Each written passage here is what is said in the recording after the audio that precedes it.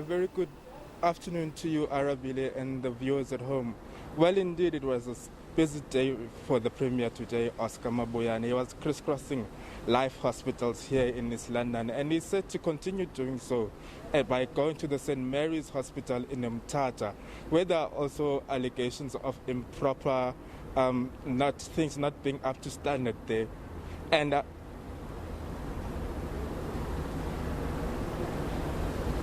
he was busy doing that today, and he said he'll continue doing so. But he's here now, even though we don't have much time with him. Premier, what do you take from your visits throughout these hospitals today? Well, we have observed a lot of work that has been done to improve the situation. Yes, for some time we've been really listening to complaints, but we know a lot of issues that have been in circulation in the social media have been fake news. I took a decision to physically go there myself and see on what is exactly happening. Remember, the private hospitals are licensed by government, and government cannot fold arms and rest on our laurels when things are not happening right there.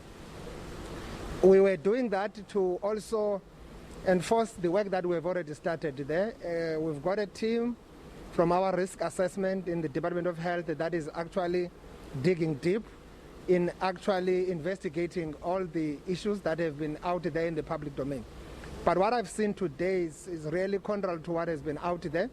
There's a lot of work that is being done in the 3 hospitals that I've visited, the St. Dominic's in East London, the private hospital, as well as the St. Dominic, as well as Life in Beacon Bay.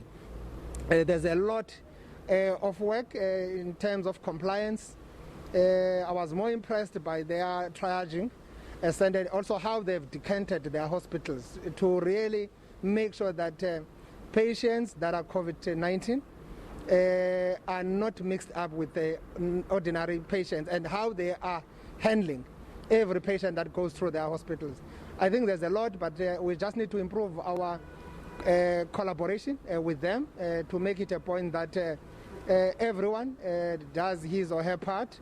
There's a lot of improvement, and as I've been saying, that no one is perfect on this. This is a new world pandemic, just almost caught everyone by surprise, but we are trying to perfect the system every day. We are all on this learning curve, and we are learning day by day. I was quite impressed with the commitment from the management of the hospital to see to it that they are in full compliance with the national protocols and regulations, as well as the World Health Organization around these issues. We are in a campaign to save lives. Every bed, every patient matters, whether private or public. At the end of the day, they all count into the provincial statistics. And as a provincial government, we can't really watch and allow people to do as they wish. We've made that one very clear, and they are prepared to come forward. They're transparent enough on what has been happening in the hospital. And I've also had a chance to interact with the workers just to get a sense on what is happening.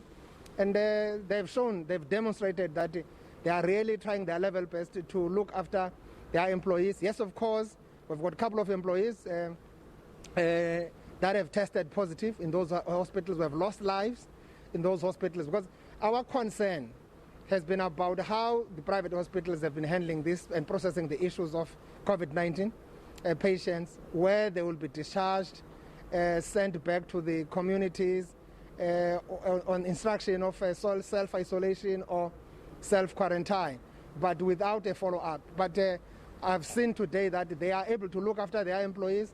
They are actually quarantining their employees themselves, looking after them.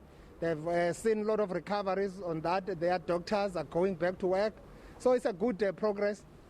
Of course, with the natural progression on this virus, there will be a lot of issues. We have seen anxiety, we have seen fear. That has also clouded the space. Our appeal is that let's all exercise vigilance. Let's also exercise restraints on this, and get people playing their part. And the element of negligence here and there also contributes on how other people contract the virus. So our plea is to say, let's comply. with the instructions and the strategy, national strategy to deal with this disaster. People staying at home, people keeping social distancing, people washing their hands regularly, sanitize, etc. People wearing masks wherever they go. Now we are in this new normal, and we must learn to coexist with virus. Every day, brothers and sisters, our colleagues will be getting testing positive. We are all susceptible to this virus, and that must be understood by everyone. But how we relate, how we interact, and how we respond to the situation must help us to move forward and be able to deal. We've got to fight this virus and defeat it. The province is now way above 6,000 people who have tested positive out of almost 100,000 tests that we have conducted, way above 1 million, etc., etc. So we are doing that lot of work. 3,500 plus people have actually recovered. It's a good work that is being done by our frontline staff. We really want to appeal to all of them. Thank you. Sir, thanks a lot for your time. Well, Arabile, truly the Premier doesn't have much time to speak to us. He's locked in the meeting. And from us here, that's all we can give you now, but it's back to you in studio. My colleague there, Abongile Jantjies, they're speaking to the Eastern Cape Premier, that's Oscar Mabuyane, really, with regards to the ill treatment of some patients being reported in some areas, as well as, of course, the rise in the number of cases in the region as well of the Eastern Cape. We'll continue to bring you more news, though, right after the short break. Stay tuned.